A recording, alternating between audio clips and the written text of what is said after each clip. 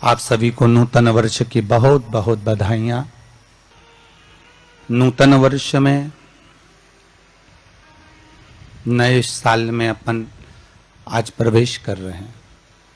आप भी एक बार दोनों हाथ उठाकर इस नए संवत्सर का स्वागत करते हुए हर हर महादेव, हर हर महादेव, हर हर महादेव। पूरी भारत की भूमि पर आज के दिन लोग देवी जी की स्थापना करते हैं। तो क्या स्थापना में क्या रखते हैं?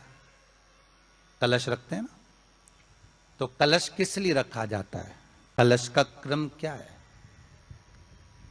अपन ने अभी तक कथाओं में बहुत सुना, शिव महापुराण में, कि दिए का महत्व क्या है। अपन ने सुना दही का महत्व क्या है, जल का महत्व क्या है। पूरी शिव महापुराण में अपने अलग अलग महत्व को जाना है। पर यह नवरात्रे में जो शिव महापुराण की कथा शुरू हो रही है, नवरात्रे में जो शिव महापुराण की कथा को हम श्रवण करने के लिए बैठे हैं, इसमें हमारा एक संशय और मिटना चाहिए कि भारत की भूमि पर जब मां आद्य शक्ति की स्थापना होती है, मां जगत जननी को जब विराजमान किया जाता है, या चैत्र नवरात्रे में, शरदीय नवरात्रे में, आषाढ़ी नवरात्रे में, आदिकादिक पौष नवरात्रे में हम शंकर की, हम जगत जननी जगदम्बा की जब स्थापना करते हैं, या हम नूतन घर का प्रवेश करते हैं, या गणेश जी की स्थापना करते हैं, या कोई दुकान को प्रवेश करते हैं, या कोई शुभ कार्य करने के लिए अग्रण्य होते हैं, तो हम कलश की स्थापना क्यों करते हैं? आज शिव महापुराण में शुरुआत में अपन शिव और पार्वती की यही संवाद को लेकर चलते। सबसे पहली नवरात्रि का व्रत किसने किया? उत्तर दीजिए। सबसे पहला नवरात्रि का व्रत, नवरात्रि की उपासना सबसे पहले किसने करी थी? भगवान राम ने। अश्विन के नवरात्रि में भगवान राम ने 9 दिन तक कलश की स्थापना कर लंकाधिपति रावण को मारने के लिए मां जगत जननी की आराधना करी। भगवान राम ने मां जगत जननी की आराधना, मां जगदम्बा की आराधना। और कहते हैं मेरे राम ने प्रतिदिन मां आद्य शक्ति को निमंत्रण दिया और मां जगत जननी से विनती निवेदन कर कहा कि आपको प्रतिदिन आना पड़ेगा। इसलिए देवी भागवत में लिखा है कि नवरात्रि में एक दिन, जैसे प्रतिपदा है, पहला दिन है तो एक कन्या का पूजन करो, द्वितीया है तो 2 कन्या का पूजन करो, तृतीया है तो 3 कन्या का पूजन करो, चतुर्थी है तो 4 कन्या का पूजन करो, पंचमी है 5 कन्या का पूजन करो, छठ है 6 कन्या का पूजन करो, सप्तमी है 7 कन्या का पूजन करो, अष्टमी है 8 कन्या का पूजन करो, नवमी है, जम के बोलो, 9 कन्याओं का पूजन करो।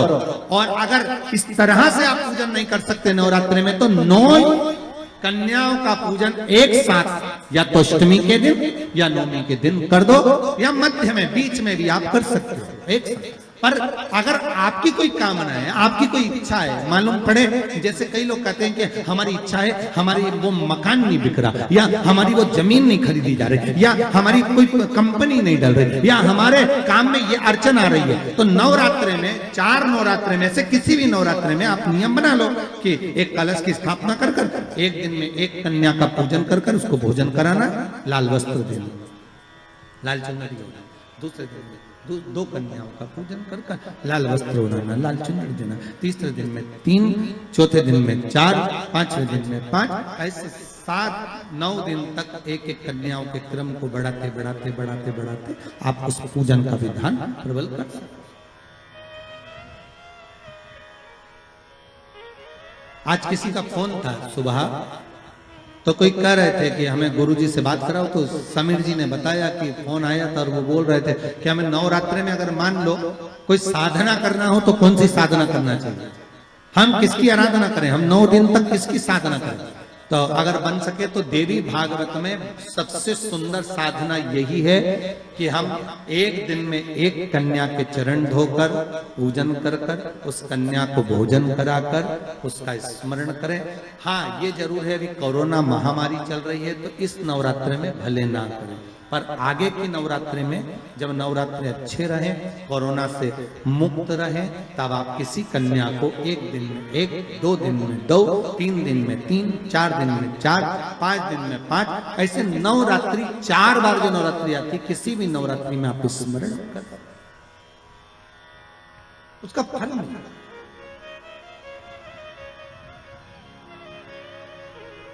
उसका फल होगा।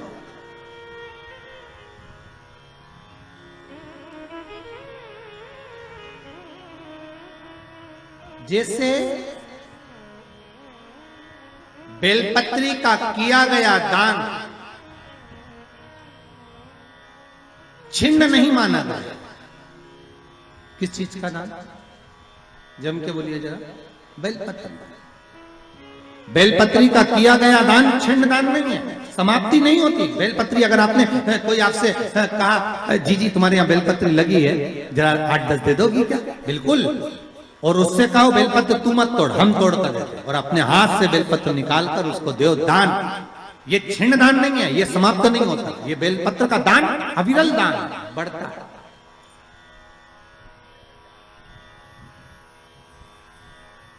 सुख का भान करता है। ये छिन्न होने वाला नहीं अभी।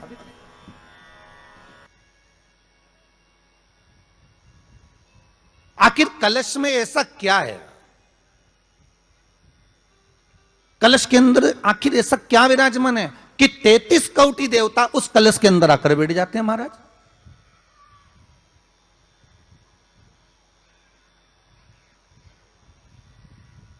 आप कोई यज्ञ करने जा रहे हो, आप कोई पोथी पुराण करने जा रहे हो, आप कोई अच्छा कार्य करने जा रहे हो, तो ब्राह्मण देवता कह देते कलश की स्थापना होगी, कलश की शोभा यात्रा निकलेगी, कलश यात्रा निकलेगी, कलश विराजमान होगा। और आज हर की पौड़ी पर, प्रयागराज में या उज्जैनी में, नासिक में जो बड़े बड़े कुंभ के मेले होते, कुंभ का मतलब भी तो कलश से होता, उसकी महत्वता क्यों है? उस कुंभ की, उस घड़े की महत्वता कहां से प्रकट हो गई? शिव महापुराण की कथा कहती है महाराज, भगवान ओघड़दानी शंकर स्वयं आद्य शक्ति जगदम्बा से कहते हैं कि जगदम्बा तू क्या चाहती है बोल। तो जगत जननी जगदम्बा कहती है कि जहां मैं हूं वहां शंकर है। ये आपने कह दिया, पर जहां शंकर है वहां पार्वती का होना जरूरी है। उसके लिए सिद्ध करने के लिए एक स्थान ऐसा बनाया जाए जहां पर शंकर विराजमान है और शंकर के साथ पार्वती विराजमान है। तो शिव जी ने कहा पार्वती उसके लिए मैं तुझे एक सुंदर कलश का निर्माण कर देता हूं। दुनिया का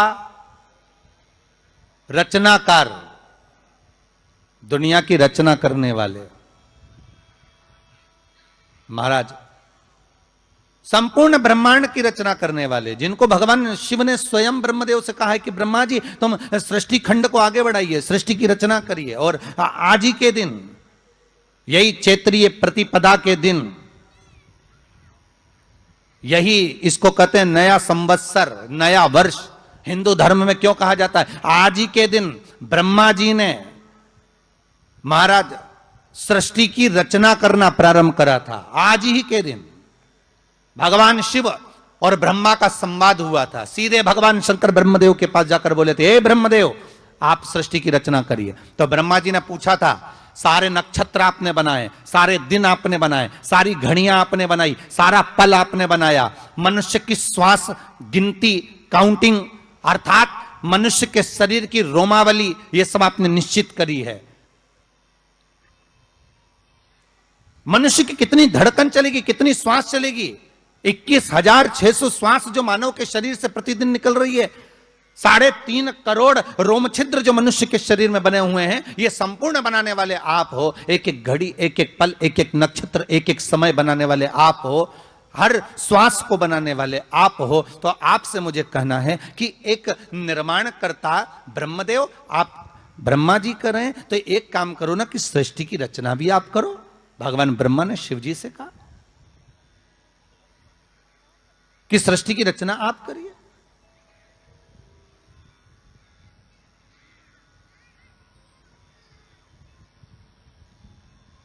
महाराज भगवान ओघड़दानी त्रिकालदर्शी शंभु कहते हैं, मेरा कैलाशी मेरा शिव कहता है, नहीं नहीं नहीं, नहीं। ब्रह्मदेव, सृष्टि की रचना करने को तो हम कर दें, मना नहीं है, पर भगवान विष्णु की नाभि से आप प्रकट हुए हो। भगवान शेषनाग की सैया पर शयन कर रहे हैं, और भगवान जब शेषनाग की सैया पर शयन कर रहे हैं, उस शेषनाग की सैया से सोते हुए भगवान ने अपने नाभि कोश से आपको प्रकट करा है कमल के पुष्प के ऊपर। और आप भगवान की अंतः नाभि में, ब्रह्मदेव ना जाने हजारों वर्ष तक आप नाभि में प्रवेश करते गए, हजारों वर्ष तक आप नाभि के अंदर जाकर साधना करते रहे, और साधना करने के बाद भी आपको यह पता ना चल पाया कि आपका प्रागट्य बिंदु क्या रहा।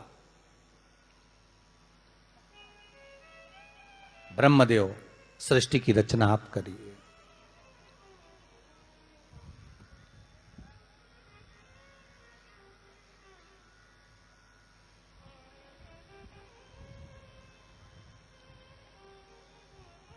ब्रह्मा जी कह रहे हैं, नाथ इस सारे ब्रह्मांड को रचना करना है, कर दूंगा, मना नहीं है, पर रचना करता भगवान ब्रह्मा जी कहते हैं कि मैं संसार को एकाग्रित करूं, उससे पहले 33 कोटि देवताओं को मुझे एकाग्रित करना, और सारे 33 कोटि देवता एक जगह पर आकर विराजमान हो जाए, ऐसी कोई व्यवस्था करना। शंकर भगवान ने कहा, बनाओ ब्रह्मदेव, तुम निर्माण करो। ब्रह्मा, शास्त्र कहता है कि भगवान शिव स्वतः, शंकर तो शंकर है, भगवान शंकर ने एक मट्टी का सुंदर सा भाग ढेला एकत्रित करा, उस ढेले से भगवान ने एक सुंदर कुंभ का निर्माण करा, एक सुंदर कलश का निर्माण करा।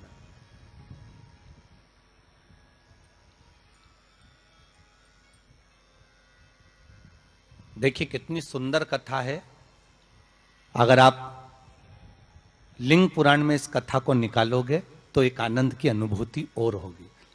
अगर किसी के मन में संशय हो कि यह कथा कहां से ली गई है, तो लिंग पुराण में से आप इसको निकालिए। उसमें वर्णन किया गया कि सफेद मट्टी का शिवलिंग, लाल मट्टी का शिवलिंग, पीली मट्टी का शिवलिंग, काली मट्टी का शिवलिंग, उस शिवलिंग के निर्माण के पहले जब भगवान का पूजन करने के लिए पात्र की जरूरत पड़ी, तो उस पात्र का निर्माण किसने करवाया था? और सबसे पहला पात्र निर्मित, सबसे पहला पात्र का निर्माण, ये तांबा, सोना, चांदी, पीतल, इनके पात्र तो बाद में बने साहब। सबसे पहला पात्र बना ही काय का था? जम के बोलिए जरा, काय का बना था? सबसे पहला पात्र था ये मिट्टी का। आज भी हिंदू धर्म में भले तुम्हारे घर में सोने के कलश हो, भले चांदी के कलश हो, भले तुम्हारे घर में पीतल और तांबे के पात्र रखे हो, पर आज भी अगर ब्राह्मण कहेंगे कि हमें कोई यज्ञ करना है, अनुष्ठान करना है, हमें ये स्थापना करना है, तो ब्राह्मण एक ही बात कहेंगे कि तांबा, पीतल, चांदी के हमें पात्र नहीं चाहिए। ब्राह्मण कहेगा मैं मिट्टी के कलश लाकर रखूं।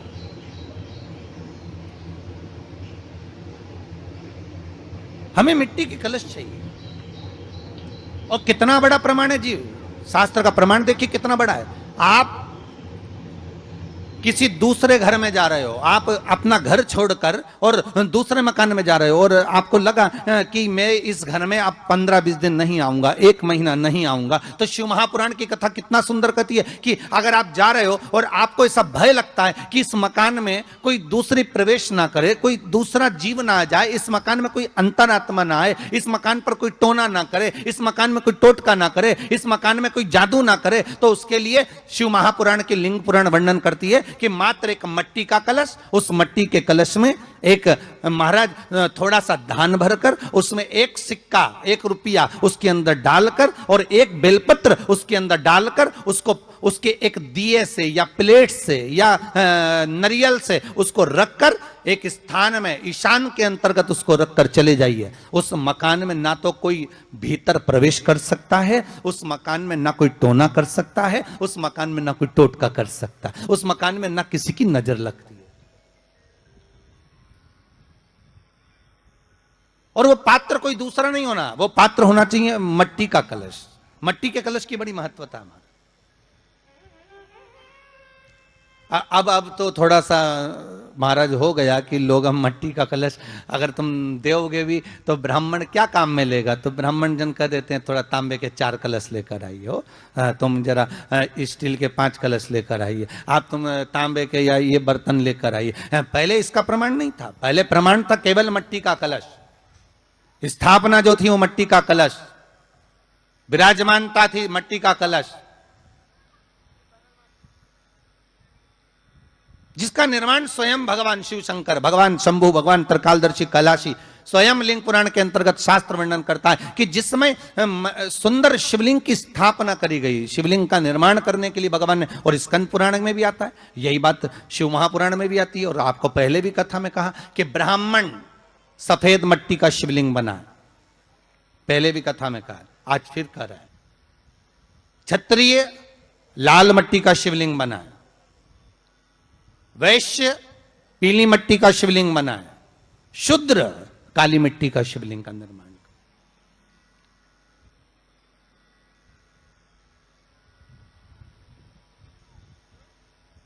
काली मट्टी का शिवलिंग का निर्माण कर।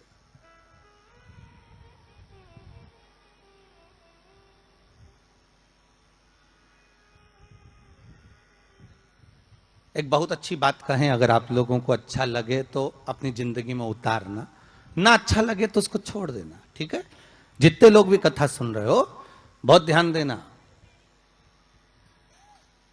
ये जो पानी पीने का जो मटका होता है ना, जिसको हमारे यहाँ कलश कहा जाता है, हंडा कहा जाता है, जिसको हमारे यहाँ परिंडा कहा जाता है, मटका कहा जाता है, तो पहले जो मटका चलता था वो लाल कलर का चलता था, ठीक है, उस पर कलाकृति करते थे लोग, उस पर डिजाइन करते थे। आपके यहाँ भी होगा, जितने लोग कथा सुन रहे हो ना, आपके यहाँ भी मटका होगा, लाल कलर का चलता था।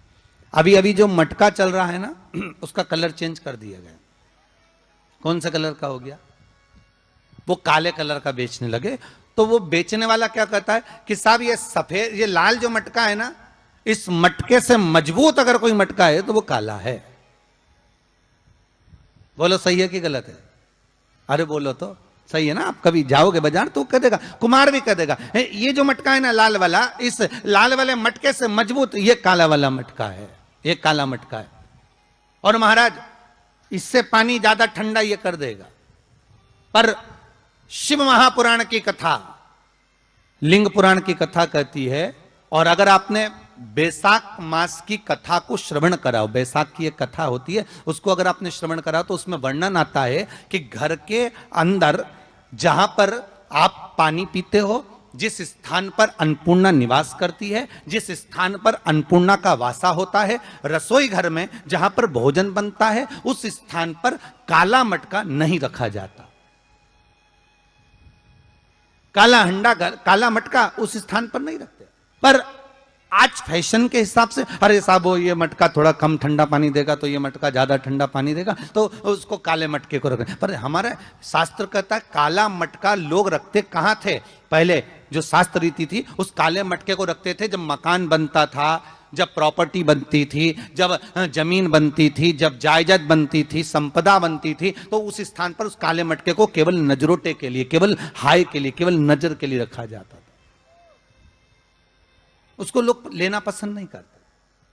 पर आज के व्यक्ति को अगर कह दिया जाए कि ये 2 मटके रखे हैं साहब, लाल भी है और काला भी है, तो कौन सा पसंद करेगा? वो काला वाला ही दे दीजिए साहब, ये पानी ज्यादा ठंडा करेगा, उसकी श्रेष्ठता रहेगी। नहीं, शिव पुराण कह रही, भगवान कुंभ का निर्माण कर रहे हैं, भगवान कलश का निर्माण कर रहे हैं, और भगवान स्वयं ब्रह्मदेव कर रहे हैं कि आप ऐसा निर्माण कर दो जिसमें 33 कोटि देवता स्वतः विराजमान हो जाए। तो भगवान ने उस कलश का निर्माण कर दिया। अब कलश का निर्माण करा तो स्वयं भगवान ब्रह्मदेव बोले, प्रभु इस कलश के अंदर मेरा स्थान कहां है? मेरा स्थान कहां है?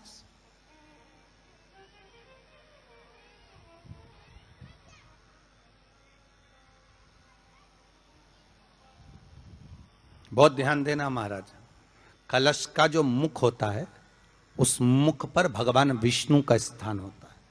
किसका स्थान है? भगवान विष्णु का। थोड़ा सा नीचे आओगे, जहां से कलश का मुख दबा हुआ होता है, वह जगह भगवान स्वयं शिव की होती है। किसकी जगह है? भगवान शंकर की। कलश का अग्रभाग, नीचे का भाग जहां से फैला हुआ होता है, वहां ब्रह्मा का आधिपत्य स्थापित होता है। फिर कलश का जो नीचे का भाग होता है वो भगवान शिव और शक्ति का स्थान होता है।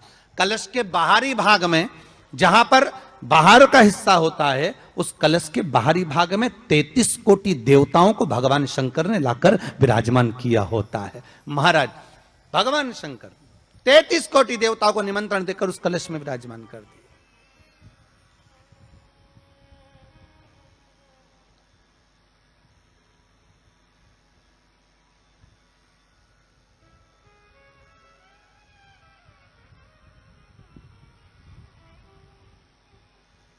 कितना सुंदर लिखा है देवी भागवत के अंदर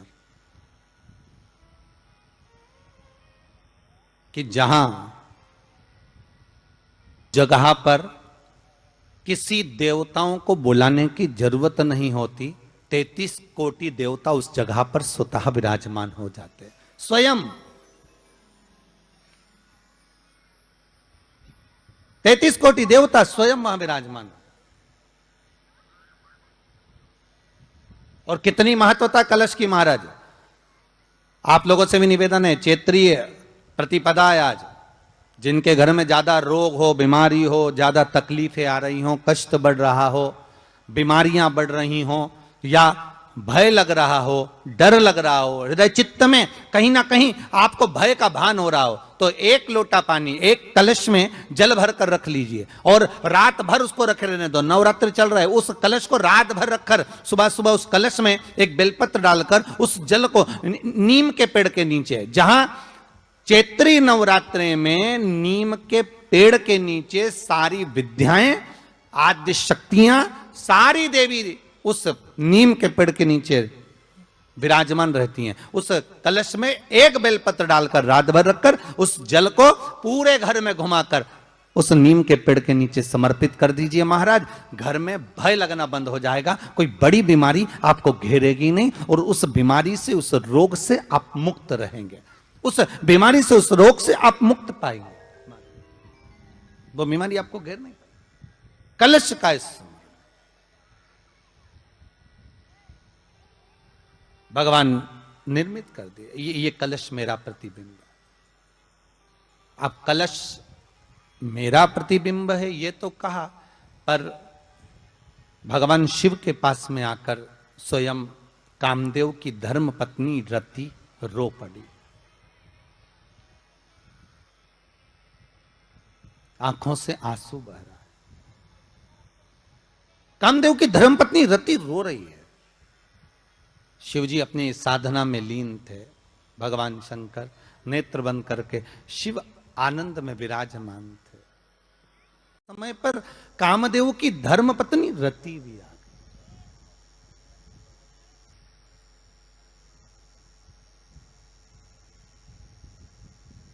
जिसके नयनों में जल भरा हुआ। शिवजी ने पूछा, बोलो रति, आप और यहां जब आपका पति जलकर भस्म हुआ तो हमने वर दिया था आपके पति को कि ये भगवान कृष्ण का पुत्र बनकर मिलेगा आपको। फिर क्यों आप यहां पर आई हो? क्या हो गया ऐसा? क्या चाहती हो आप? फिर आने का कारण क्या है आपका? किस लिए पधारी हो आप? महाराज, मेरा पति जो जलकर भस्म हुआ था, उसके भस्म होने पर मेरे ऊपर भी केस लगाया। तो भाई केस तुम्हारे ऊपर किसने लगा दिया? ऐसा क्या हो गया कि तुम यहां मेरे पास में आई? प्रभु, बात इतनी सी है कि मेरा पति जब आपके नेत्रों की ज्वाला द्वारा जलकर भस्म हो रहा था, उस समय पर वो आम के पेड़ पर बैठा हुआ था।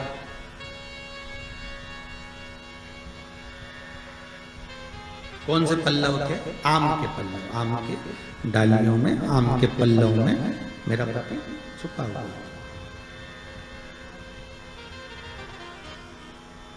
तो फिर क्या चाहती है भगवान से? मां रति कह रही हैं, दिक्कत केवल इतनी सी है कि मेरा पति जलकर भस्म हुआ, वो आपने वर दे दिया कि वो कृष्ण के पुत्र बनकर हमें मिल जाएंगे, वो हम मान रहे हैं, सब जानते हैं हम, ठीक है। पर दिक्कत इतनी सी है कि जिस आम के पेड़ पर मेरा पति बैठा हुआ था, उसके चक्कर में वो आम का पेड़ भी जला। तो वो आम का पेड़ जो जला, उसने मुझसे कहा है कि पति का तो उद्धार हो गया, पर हमारा उद्धार कैसे? अब देखिए, कई लोग कहते हैं प्रश्न करने वाले पीछे नहीं हटते महाराज, बहुत प्रश्न करते हैं और प्रश्न कर कर पूछते हैं, गुरुजी ये कलश के ऊपर आम के पत्ते क्यों लगते हैं? उसका उत्तर है, ध्यान दीजिए। प्रश्न बहुत है तो उसके उत्तर भी बहुत है, बस उसको समझने वाला चाहिए। और आप लोगों को तो आज बहुत बहुत भगवान ने कृपा करी है, जो आप पहले दिन ही कलश स्थापना होती और पहले दिन ही आपको ये ज्ञान हो जाए कि बच्चे पूछे कि कलश क्यों रखा जाता है, कलश के ऊपर आम के पत्ते क्यों लगाए जाते हैं, कलश के ऊपर नारियल क्यों रखा जाता है, कलश के ऊपर 9 बार मोली क्यों बांधी जाती है, मोली मतलब लच्छा नाड़ा 9 बार क्यों लपेटा जाता है नारियल के ऊपर, कलश के ऊपर जब रखते हैं।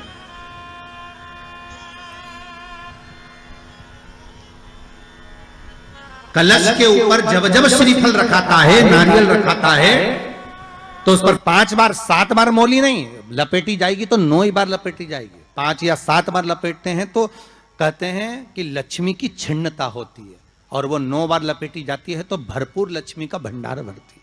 क्यों क्यों कहते हैं?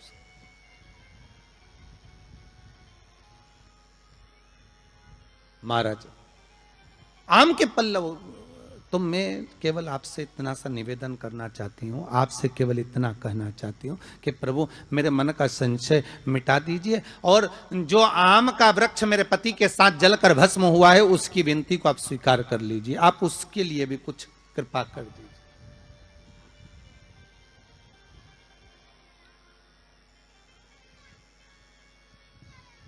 इसी को कृपा कहते हैं, इसी को करुणा कहते हैं, इसी को दया कहते।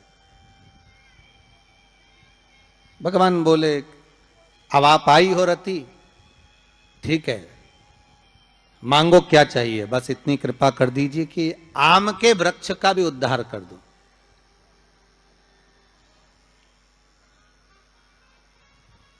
शिव जी ने कहा हम वर प्रदान करते हैं रति, जहां शिव और शक्ति है, जहां 33 कोटि देवता इस कलश के अंदर विराजमान होंगे, उस जगह पर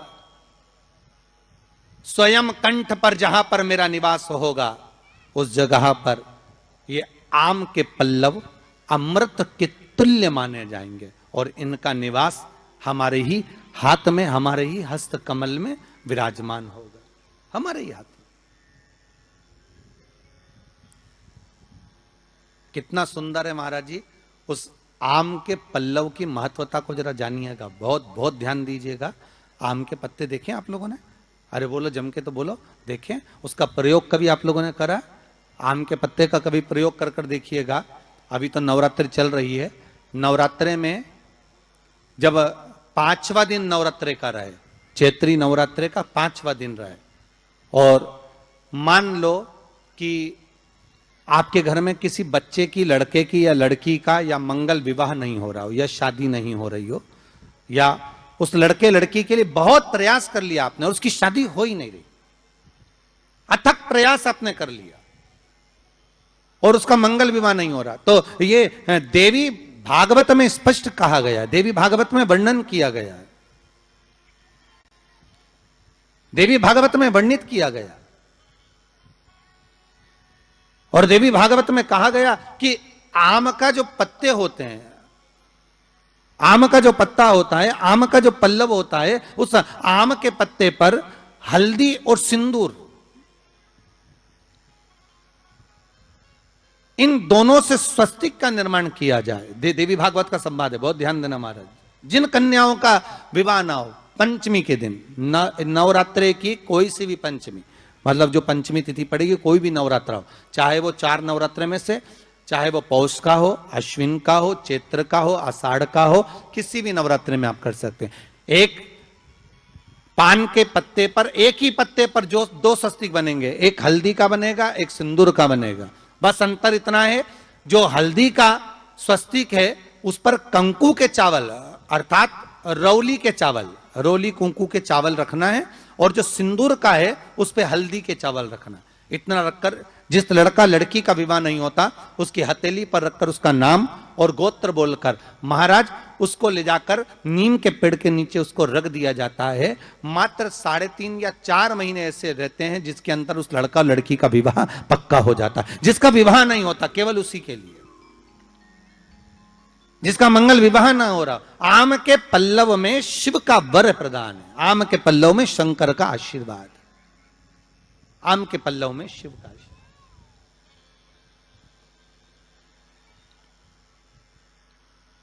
भगवान भूत भावन भूतेश्वर मेरे शिव, मेरे करुणा सागर, मेरे शंकर, मेरे त्रिकालदर्शी, मेरे कैलाशी, मेरे भोलेनाथ स्वतः कह रहे हैं, अरे रति तुम रोती क्यों है, तुम्हारे रोने का कारण क्या है? प्रभु मेरे पति के साथ ये आम का पेड़ भी जलकर भस्म हुआ, आम का पेड़।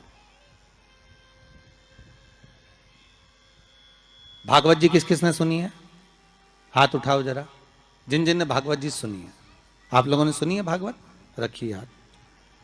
अगर आप लोगों ने भागवत सुनी होगी तो उसमें वर्णन आता है, तक्षक नाग डसने के लिए जब जा रहा था तब ब्राह्मण देवता जो जहर उतारना जानते थे उनको लेकर राजा परीक्षित के पुत्रों ने अपने दूतों को भेजा था लाने के लिए कि एक ब्राह्मण ऐसे हैं कि वो तक्षक नाग का जहर उतार सकते हैं, वो तक्षक नाग के जहर को समाप्त कर सकते हैं, तो आप उनको लेकर आओ। और वो तक्षक नाग का जहर उतारने वाले उस ब्राह्मण को लेकर जा रहे थे, तो सर्प ने विचार करा, तक्षक नाग ने कि बताओ ये तो गजब का काम कर रहा, अगर ये ब्राह्मण पहुंच गया तो ये ब्राह्मण तो सर्प का जहर उतार देगा। तो सांप तक्षक नाग को ये चिंता लग गई कि मेरे को ही डसना है और मेरे जहर ये उतार देगा, और डसने भी एक ही बार है और मरना चाहिए परीक्षित, परीक्षित को श्राप लगा, अब करूं तो करूं क्या। तो सर्प ने विचार करा कि मैं एक रूप रख कर जाता हूं और इस ब्राह्मण की परीक्षा लेता हूं।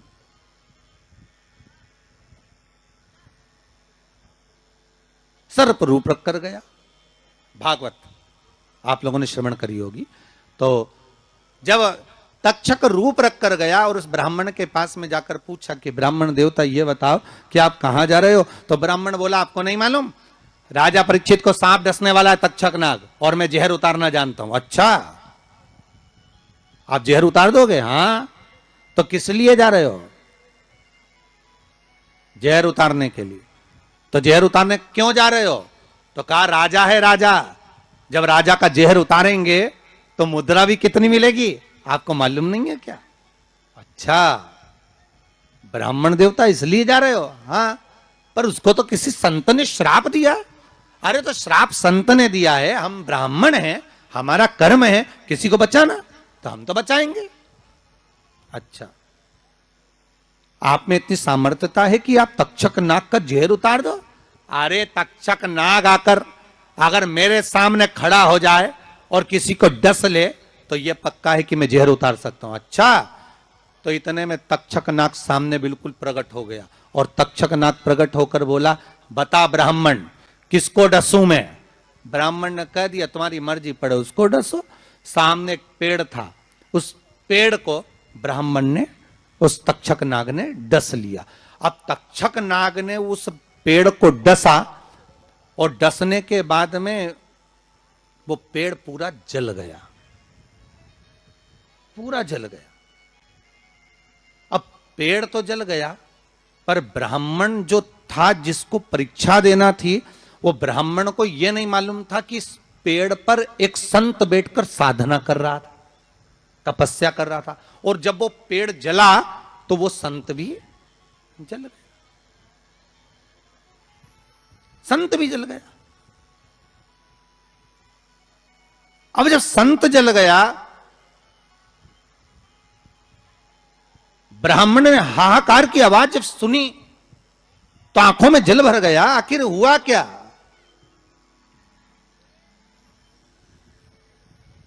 ये संत जल कैसे गया? तो कहा इसके जलने का कारण केवल इतना है कि अब आप जीवित करो, इस पेड़ को हरा भरा करो।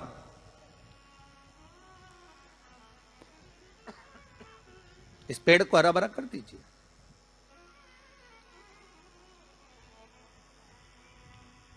और ब्राह्मण ने हाथ की अंजलि में जल लिया। हाथ की अंजलि में जल लेकर ब्राह्मण उस जल को पेड़ के ऊपर छींट रहे थे, तो सबसे पहले ब्राह्मण ने यह मन में सोचा कि भोलेनाथ, शंभु, त्रिकालदर्शी है कैलाशी, कृपा ऐसी करना कि सबसे पहले जो पेड़ पर जो संत बैठा था वो जीवित होना चाहिए। जो वृक्ष पर संत बैठा है वो जीवित होना चाहिए।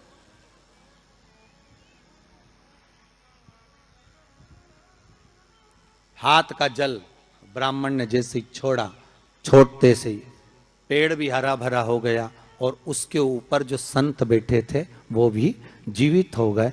जीवित हो गए तो तक्षक नाग को ये लगा कि इसने एक जले हुए पेड़ को जीवित कर दिया, वापिस हरा भरा कर दिया, और इसने ऊपर बैठे हुए संत को वापिस जीवित कर दिया। तो ये पक्का है कि मतलब ये तक्षक नाग का जहर, मतलब मेरा जहर राजा परीक्षित को उतार सकता है। तो तक्षक नाग ने अपनी बात को पलटा और पलट कर कहा, महाराज जी हाथ जोड़कर निवेदन करता हूं, जितना राजा परीक्षित के पुत्र आपको धन देंगे उससे 1000 गुना धन मैं आपको देता हूं। ब्राह्मण ने कहा ठीक है, अगर दक्षिणा से बड़ी दक्षिणा हमको एक ही जगह पर मिल रही है तो फिर हमें जाने की जरूरत क्या। ब्राह्मण ने दक्षिणा ली, वापिस मुड़ गया, वापिस मुड़ गया।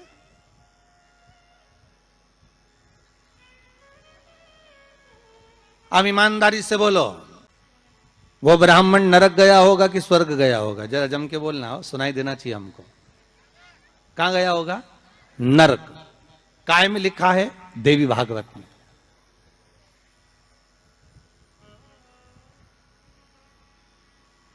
उसका कारण क्या था?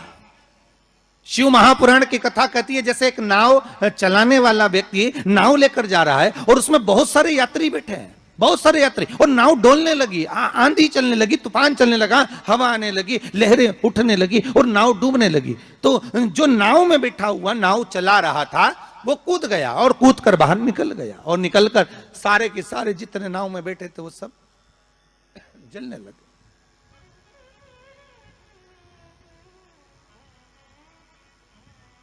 जितने नाव के अंदर बैठे थे वो सारे के सारे जलने लगे।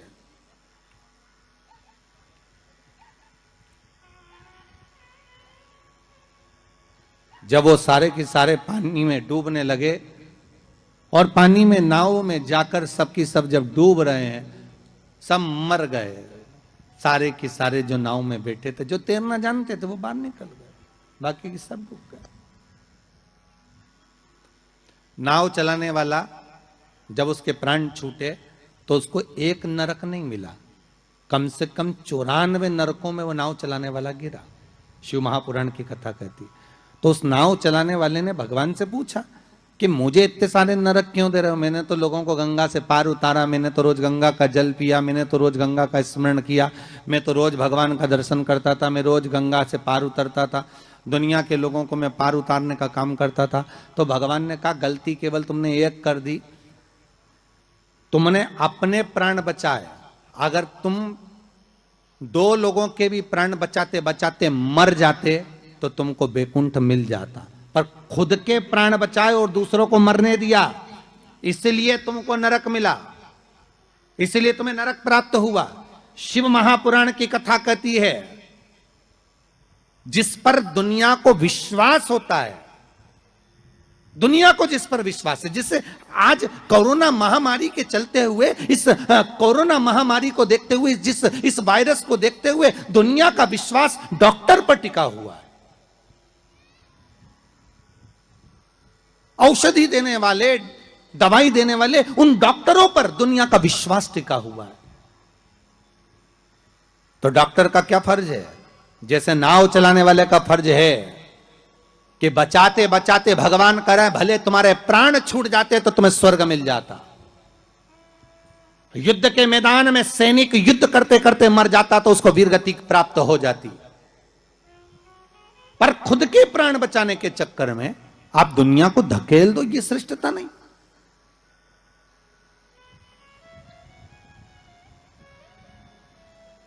ये इसमें श्रेष्ठता नहीं। जब तक उस शरीर में प्राण है, जब तक उस शरीर में श्वास है, डॉक्टर भी अपनी जान झोंक दे कि कैसे भी मुझे इसको बचाना है, चाहे कुछ भी हो जाए, इसके प्राण बचना चाहिए। फिर धन मूल नहीं है, फिर संपदा मूल नहीं, फिर सत्ता मूल नहीं है।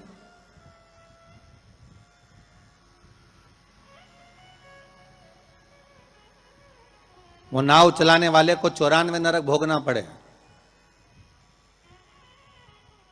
जिस ब्राह्मण ने दक्षिणा ज्यादा लेकर राजा परीक्षित को नहीं बचाया, चले गए। जब भगवान ने विद्या दी है, भगवान ने ज्ञान दिया है, भगवान ने विवेक दिया है और तुमको उस लायक बनाया है कि आप 4 लोगों को पढ़ा सकते हो, आप 4 लोगों को आगे बढ़ा सकते हो, आप इसका सम्मान कर सकते हो, आप इसको अग्रण्यता प्रदान कर सकते हो, आप इसको विवेकता दे सकते हो। और आप उस विवेकता को ना देते हुए अगर आप अपने उस वैभव को छुपा रहे हो और उससे वंचित कर रहे हो दुनिया को, तो फिर भगवान छोड़ने वाला नहीं है।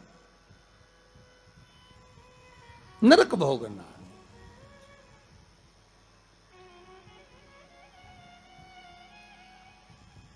पर पांडेतारा वालों, आप लोगों ने बिल्कुल सही उत्तर दिया कि उसने दक्षिणा ज्यादा ले ली और वापस निकल गया तो अपने मुख से कह दिया कि वो नरक गया। कितनी, इसी को कहते गंगा तट के श्रोता। गंगा तट के जो श्रोता होते हैं ना, बड़े आनंदमय होते। कथा जो सुनते हैं ना, उसका भाव एक आनंदित होता है कि वो अपना लक्ष्य छोड़कर, अगर चाहता तो राजा परीक्षित को बचा सकता था, पर थोड़ी सी संपदा के चक्कर में, थोड़े से धन के चक्कर में वो ब्राह्मण भी थोड़ा सा लोभ आया और लोभ के चक्कर में अपने कर्म से वंचित हो गया। तो वो चरित्र कहां गलत है महाराज जी? एक महाराज जी प्रवचन दे रहे थे, उस प्रवचन में एक गांव का व्यक्ति कथा सुनने बैठा था और खड़े होकर पूछ लिया, महाराज जी पाप के बाप का नाम क्या है? महाराज जी ने पूछा, क्या पूछ रहे हो, फिर से बोलो। तो वो व्यक्ति बोला, महाराज जी हमें दशरथ जी के पिताजी का नाम मालूम है, हमें राम जी के पिताजी का नाम मालूम है, हमें कृष्ण जी के पिताजी का नाम मालूम है, हमें सबके बाप का नाम मालूम है, बस पाप के बाप का नाम नहीं मालूम। तुम हमें उत्तर दे दो। तो महाराज जी भी मन में सोचे, पाप का बाप। महाराज जी मन में सोचे, हमने पूरी पुराण पढ़ी पर ये पाप का बाप तो हमें कहीं नहीं मिला।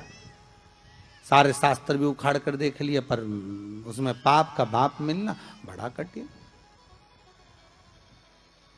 अब पाप का बाप कहां से ढूंढे? तो महाराज जी ने कहा, एक काम करते हैं, कल हम आपको बताएंगे, आप कल कथा में आना। और महाराज जी फिर प्रवचन देने बैठे और वो व्यक्ति फिर आके बैठ गया। अब जैसी कथा समापन हुई, महाराज जी को फिर खड़ा हो गया, महाराज सीताराम। महाराज जी बोले, सीताराम। और बोलो, पाप का बाप। महाराज जी बोले, बहुत अच्छा, पाप का बाप पीछे पड़ा। महाराज जी बोले, कल बिल्कुल पक्का है कि तुमको तुम्हारे प्रश्न का उत्तर मिल जाएगा। अब महाराज जी ने आज भगवान को 2 अगरबत्ती लगाई कि वो नहीं आना चाहिए प्रभु, क्योंकि वो फिर आएगा, फिर प्रश्न करेगा पाप का बाप। अच्छा, वो प्रश्न नहीं भी करता ना तो उसका मुंह देखकर याद आ जाता है कि प्रश्न करेगा पक्का। तो पंडित जी जब निकले ना प्रवचन के लिए तो उन्होंने भगवान को 2 अगरबत्ती लगाई, भगवान ये नहीं आना चाहिए। और पंडित जी जैसे ही बस कथा में आ रहे थे, प्रवचन देने आ रहे थे, वो रोड पे ही मिल गया पाप का बाप। पंडित जी मन में सोचे, प्रवचन दूं कि ना दूं, बड़ा टेंशन है। अब प्रवचन दे कि ना दे, यही सोचे। अब महाराज जी फिर कथा में बैठे, उसने फिर प्रश्न कर दिया महाराज कि पाप के बाप का नाम बता दीजिए। महाराज जी फिर नहीं बोले। अब नहीं बोले तो शिव महापुराण की कथा कहती है, महाराज वहीं पर एक वैश्या बैठी थी कथा में, रोज कथा सुनने आती थी। उसका मन, उसका चित्त, उसकी वृत्ति कथा में बड़ी रमती। बस कथा में एक बार मेरी हाजिरी लग जाए, शंकर सुन ले बस एक बार शिव महापुराण की कथा, उस पंडाल में चली जाऊं जिस पंडाल में मुझे बेलपत्र का आनंद मिल जाए, बस उस पंडाल में मुझे पहुंचे। अब वैश्या का नियम था, वो कथा कभी नहीं छोड़ती थी और वो भी कथा में जाकर बैठ गई और कथा में रोज सुने वो पाप के बाप का चक्कर, और महाराज जी बस प्रवचन करें अक्षतम केशवम राम नारायणम, जैसे महाराज जी अक्षतम केशवम करें सब बैठे रहे, वही खड़ा हो जाए।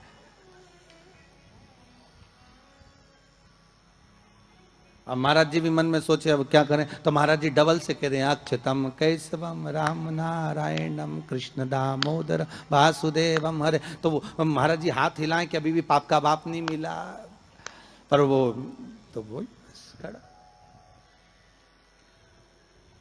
आज वेश्या ने कह दिया गुरुदेव आपसे एक निवेदन है मेरा।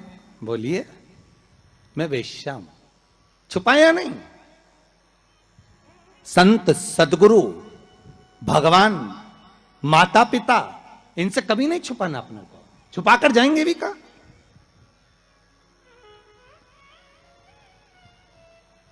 अगर माता पिता से कुछ छुपा लेंगे, संतों से सदगुरु से अगर छुपा लेंगे तो जाएंगे कहां भगवान से छुपाकर।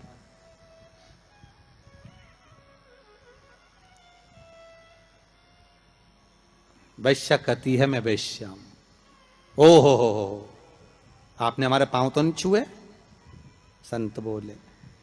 वैश्या ने कहा नहीं, बिल्कुल पीछे जाकर बैठ जाती हूं एकांत में, पर मेरा कुछ मन है आपसे कहने का, आप सुनेंगे हमारी बात? संत बोले क्यों नहीं सुनेंगे, हम तो संत हैं, बोलो क्या बात है।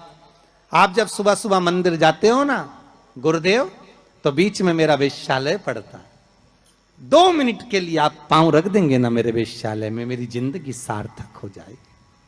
संत बोले हम और वेश्या के घर कभी नहीं आ सकते। कैसे मूर्खों की तरह बात करती हो आप? संत को तुम्हारे वेश्यालय में बुला रही हो, अच्छा लगेगा कोई?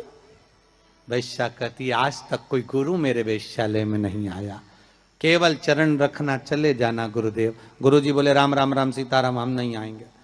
गुरुजी चले गए कहते हुए। वैश्या घर के बाहर रंगोली मांगोली डालकर वेश्यालय के बाहर बैठी। संत का आगमन हुआ वहीं से। वैश्या दौड़ कर गई, गुरुदेव ये मेरा वेश्यालय है, पांव रख दीजिए। वैश्या हम संत हैं, किसी वेश्या के यहां नहीं जा सकते, हम तुम्हारे यहां नहीं आएंगे। संत जाने लगे।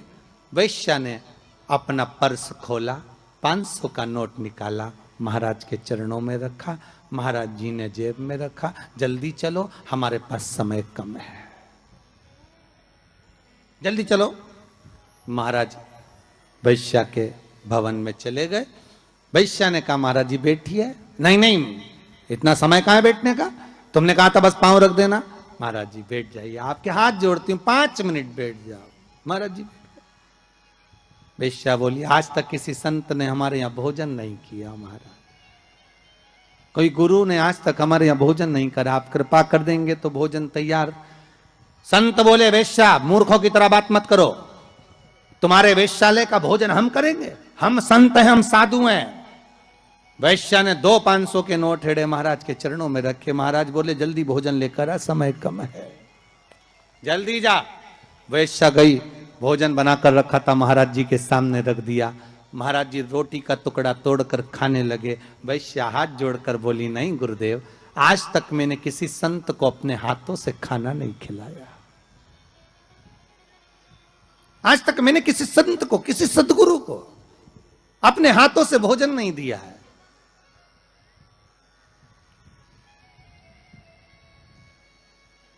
मैं अपने हाथों से आपको भोजन कराना चाहती हूं। संत बोले तुम जानती नहीं कि तुम वेश्या हो, हम संत हैं, साधु सन्यासी तपस्वी किसी के हाथ से खाना नहीं खाते। वैश्या ने 4 500 के नोट हिड़ के सामने रखे। महाराज जी ने मुंह खोल लिया। वैश्या ने रोटी का टुकड़ा तोड़ा, महाराज के मुख में दिया, दूसरा तोड़ा तो रोटी का टुकड़ा खीर में भिंगोया, महाराज के मुंह में डालने की जगह थाली में रखकर वैश्या ने एक थप्पड़ महाराज के गाल पर दिया। एक थप्पड़ महाराज के गाल पर। संत ने पूछा, वैश्य तुमने हमें थप्पड़ मारा? वैश्य कहती, नहीं महाराज, ये अभी मारा तो 5 उंगली हमारे गाल पर पड़ी हुई है, ये थप्पड़ नहीं तो और क्या है?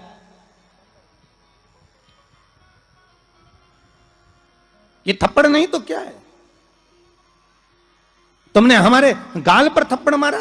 वैश्य कहती, नहीं महाराज, थप्पड़ नहीं मारा है। वैश्य कह रही है, महाराज रोज एक गांव का व्यक्ति आपसे प्रश्न करता था कि पाप के बाप का नाम बताओ। मैं उत्तर दे रही हूं कि पाप के बाप का नाम लोभ है, केवल लोभ। लोभ के चक्कर में मैं जैसा जैसा बोलती, आपके नोट की मात्रा बढ़ती जाती और आप वैसा वैसा करते चले जाते। ये पाप का बाप है। संत की आंख में जल भर गए। वैश्य ने जो ज्ञान दिया वो ज्ञान साधारण नहीं था, वो साधारण ज्ञान नहीं। संत ने वैश्य के चरण पकड़ लिए। कोई गुरु नहीं मिला था मुझे, आज मिल गया, आज मिल गया।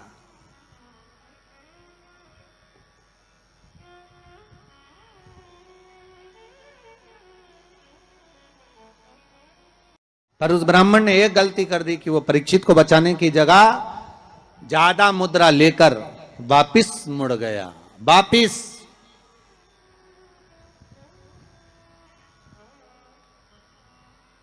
जहां से ब्राह्मण वापिस मुड़ा था, आज भी अगर आप सुखताल जाएं, जहां सुखदेव जी महाराज ने राजा परीक्षित को कथा सुनाई थी, तक्षक नाग जहां आया था इस ब्राह्मण की परीक्षा लेने के लिए, और ब्राह्मण जहां से वापिस मुड़ा उस गांव का नाम है मोड़ना। आज भी उस गांव का नाम मोड़ना। वहां से मुड़ गया था वापिस ब्राह्मण, वापिस चला गया।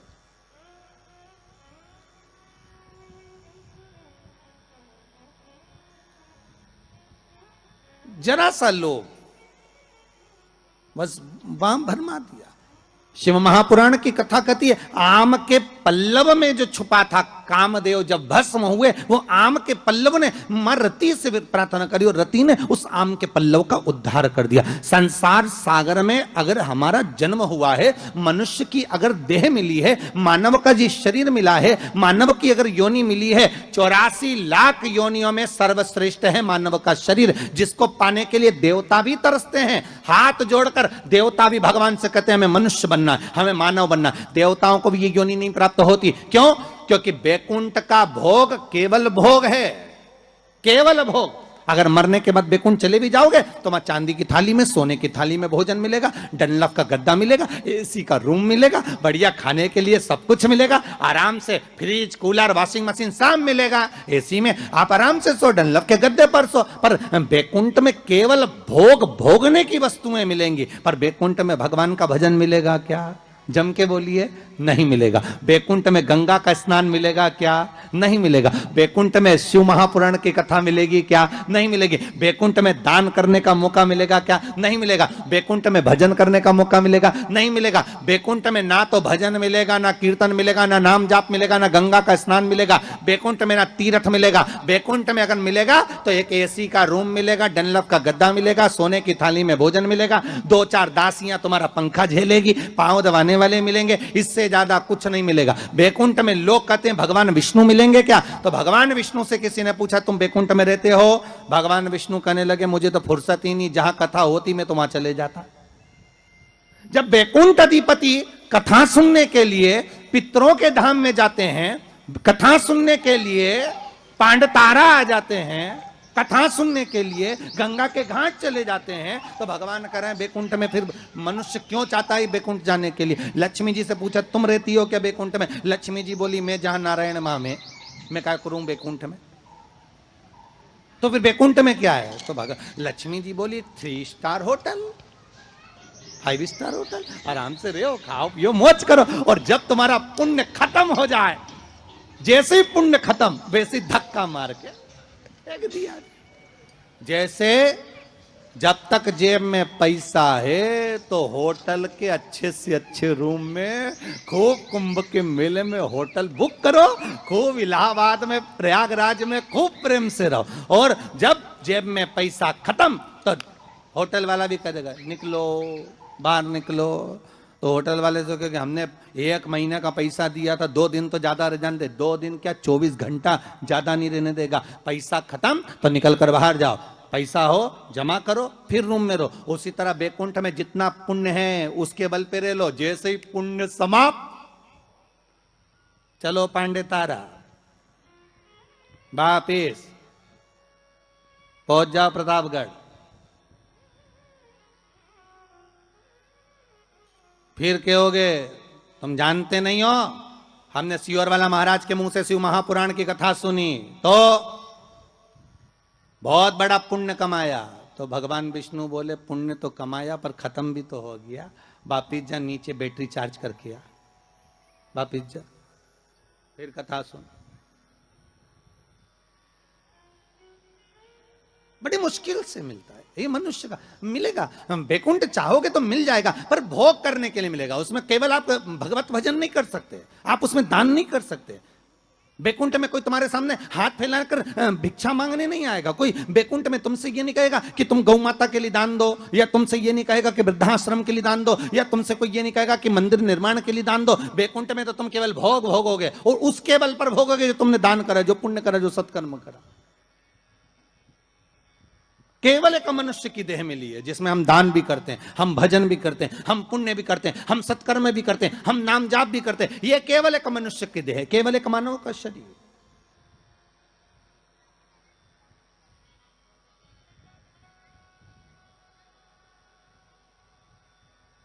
इसके सिवाय कहीं सुख नहीं।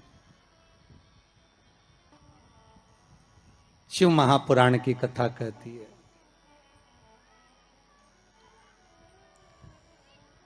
उस कलश पर आम के पल्लव शिव का वर है। किसका वर है ये? शंकर का। 11 आम के जो पत्ते जिस डाली में लगे होते हैं, वो डाली कोमल सी डाली, 11 टुकड़े महाराज एक कच्चे सूत से लपेटकर 11 बार उसका भाग, जब उसको लपेट लोगे इस तरह से इकट्ठा करके, आगे का जो भाग है 11 बार कच्चा सूत लपेटने के बाद जो भाग पीछे का आगे का कोई भी हो, उसको शहद में डुबाकर शिव जी को समर्पित कर दो। किस जगह पर रखना है? अशोक सुंदरी वाली जगह। अशोक सुंदरी की जगह जानते हो आप लोग, पहले भी आपको बताया है, आज फिर आपको वर्णन कर दें। जैसे ये गोल जलाधारी है, ये शिवलिंग रखा है, ये 2 जहां से पानी बह रहा है बाबा के चरणारविंद, राइट में श्री गणेश जी का स्थान, लेफ्ट में कार्तिकेय का स्थान, बीच में अशोक सुंदरी की जगह। शंकर भगवान की 6 लड़कियां हैं। भगवान शंकर के 13 बच्चे, 13 बच्चों में से 6 लड़कियां, उस 6 लड़कियों में से एक लड़की का स्थान, भगवान शंकर की एक बेटी का स्थान, अशोक सुंदरी का स्थान सामने। पद्म पुराण में स्पष्ट किया यह स्थान अशोक सुंदरी का। शंकर भगवान की जलाधारी में पार्वती जी का हस्तकमल, ऊपर से जो एक एक बूंद पानी गिरता है, यह शंकर भगवान की 5 लड़कियों का स्थान है। जया, विषहरा, शामरी बारी, दौतली और देव।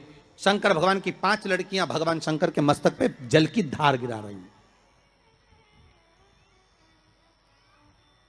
बीच में जो अशोक सुंदरी का स्थान है महाराज, उस जगह पर शहद का मुख, जो शहद आपने भिंगोया है, उस शहद का मुख शंकर जी की ओर कर कर इसी चैत्र के महीने में, इन्हीं नवरात्रि में शंकर भगवान के उस अशोक सुंदरी की जगह पर शहद का भाग शिव जी की ओर रख दें। महाराज अगर घर में संपदा की कमी हो, या कोई पैसा खा गया हो, रुपया नहीं दे रहा हो, पैसा अटक गया हो, तो उस शहद को शिव जी की ओर मुख कर कर उस आम के पल्लव की जो डंडी है उसको 11 डंडी को वहां रख दीजिए और उससे अपनी कामना कर कर आ जाइए। हो सके उस शहद में से थोड़ा सा शहद किसी रुमाल पर, किसी कपड़े में लगाकर उसको रख लीजिए। जिस व्यक्ति से पैसे लेना है, जिस व्यक्ति से पैसे मांग रहे हो, उससे एक बार जाकर मिल लीजिए, एक बार उसको खबर कर दीजिए। बाबा चाहेगा भोलेनाथ तो नवरात्रि में ही पैसा वापिस आ जाएगा, अगर शिव कृपा कर दे। ये बाबा की करुणा। आम का पल्लव कोई साधारण नहीं जिसको कलश के ऊपर रखा जाता है, शिव की कृपा। जिस आम के पेड़ पर स्वयं कामदेव चढ़कर भगवान शंकर के तीसरे नेत्र द्वारा जलकर भस्म हो जाते हैं, वो आम का पेड़ साधारण नहीं हो सकता।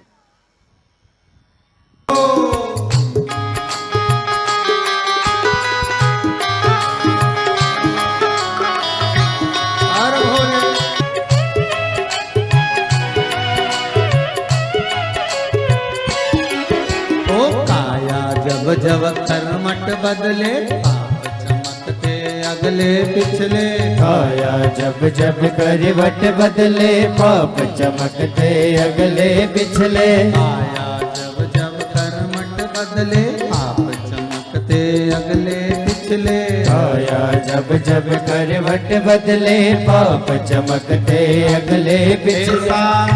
जोग जगाने वाला कोई नहीं, ऐसा जोग जगाने वाला कोई नहीं, ऐसा जोग जगाने वाला कोई नहीं, ऐसा जोग जगाने वाला कोई नहीं। भोला नाथ से निराला तो नहीं, भोले से निराला यहाँ कोई नहीं। ओ कोई नहीं रे यहाँ कोई नहीं, कोई नहीं रे यहाँ कोई नहीं। ओ कोई नहीं रे यहाँ कोई नहीं, कोई नहीं रे